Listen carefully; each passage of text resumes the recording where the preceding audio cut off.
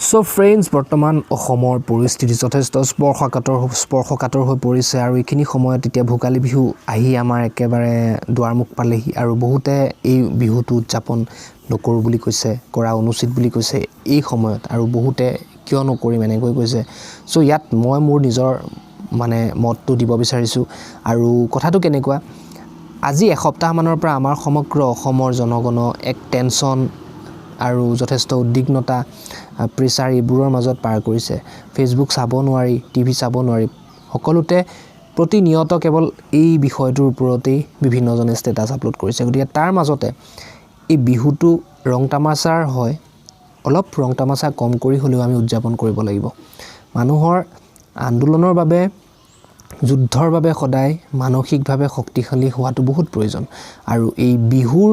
যি সময় এই সময় মনত এই বিহুৰ দিনটোৱে মনত এটা উদ্যম যোগাই তোলে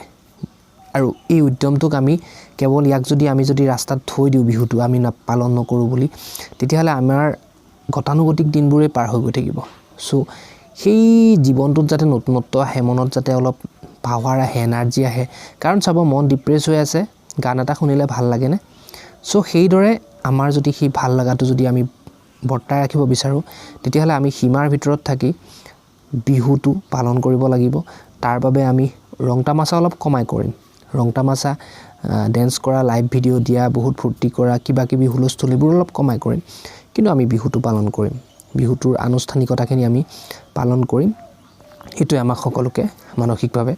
সবল কৰি ৰাখিব হ্যাপি কৰি ৰাখিব গতিকে ফ্ৰেণ্ডছ মই মোৰ মতটো আপোনালোকক দিলো আপোনালোকৰ কিনো মত আপোনালোকে মোক জনাব সো ফ্ৰেণ্ডছ আপোনালোকে চাই আছে মোৰ ইউটিউব চেনেল বৈকুণ্ঠ এমজে আজি ভিডিও ইমানতে মই শেষ কৰিছো আৰু সকলোকে মই ভোগালী বিহুৰ